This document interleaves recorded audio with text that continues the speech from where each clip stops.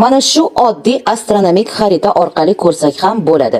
Mana yulduzli osmonning tropik chizig'i. Shunday qilib ushbu qizil chiziq bu astronomik ekvator. Mana bu to'lqin kabi qizil chiziq esa bu ekliptika, ya'ni yer orbitasining tekisligi quyosh atrofida va aynan mana shu ekliptika bo'ylab barcha sayyoralar, oy, quyosh hammasi harakatlanib borishadi.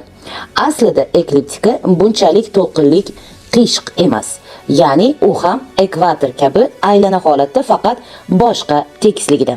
Mana bu perpendikulyar o'qi aylanmasida osmon ekvatori. Shunday qilib yer quyosh atrofida aylanishi parallel holatda. Mana bu sariq chiziqqa qarasangiz, shu ekliptika. Har qanday mo'ljalni olishda quyosh asosiy rolni o'ynaydi. Yulduzlar fonida u 360 gradus, ya'ni darajada bosib o'tadi.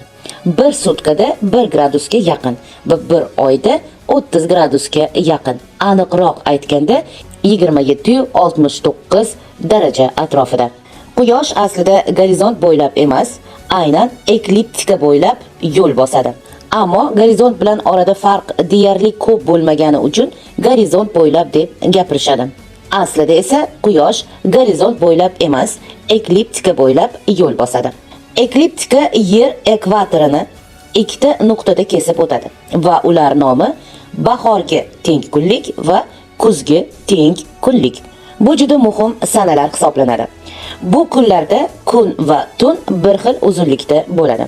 Mana bu chiziqlarni esa osmon meridianlari deymiz. Quyoshning ekvatoridan maksimal uzoqlashgan vaqti bu yozgi quyosh turishi va ikkinchisi bu qishki quyosh turishi deymiz. Mana bu joy esa aynan astrologiyadan odamlarni adashtirib, kitoblardan chiqarib tashlashgan Zmeyanosets, ilon tashuvchi burjining joyidir. Ya'ni uning o'rni. U shu yerda doim bo'lgan, hozir ham bor. Boshimiz uzra turadi. Mana bu qizil chiziqlar bu osmon sektorlari. Mana bu tenglik nuqtasi. Mana shu nuqtalarga har kun navbatma-navbat burjlar o'rin almashib turishadi. Har biri o'z darajasi, ya'ni gradusidan kelib chiqqan holda, biri 3 soatga yaqin, biri 1 soat, biri esa 2 soat va hokazo shunday har xil soatlarga yaqin turishi mumkin. Mana bu misol uchun baliqlar, yulduz turkumi burji. Bu mana sektor chiziqlari. Mana bu qo'y burjimiz. Bu buzoq, egizaklar mana. Bu qisqichbaqa mana.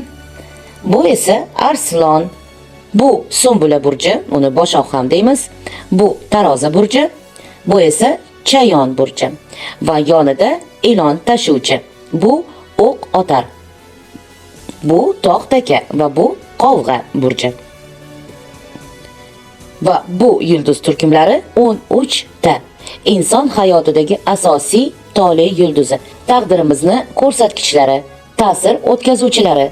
Bizni man degan so'zimizni ildizidir.